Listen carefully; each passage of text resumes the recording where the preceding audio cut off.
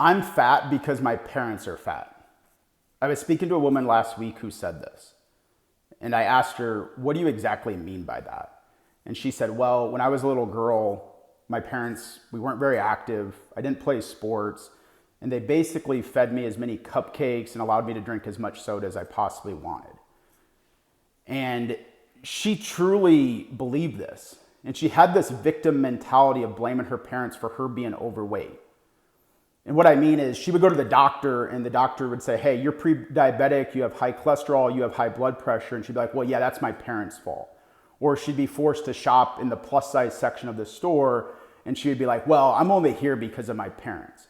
Or she'd go on vacation to somewhere tropical and be on a beach and not take off her cover up and refuse to get in the water. And she's like, well, if it wasn't for my parents, I'd actually be enjoying myself right now. And I told her, I was like, okay, you know what's worse than being screwed over by your parents once? And she's like, no. I'm like, being screwed over by them twice. One, for feeding you endless cupcakes as a kid.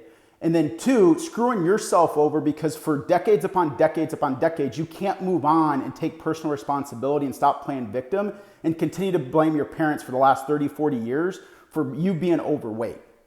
And I see this time and time and time again with women that we speak to where you can label it as excuses, but it's essentially playing victim. It's a parallel. I'm overweight because of my kids, because of my husband, because of my career, because of my travel. The last time I checked, you have free will. And when you blame things outside of yourself and play victim, you're totally giving your power away. And you have to start taking personal responsibility. And we see this with women all the time that we speak to.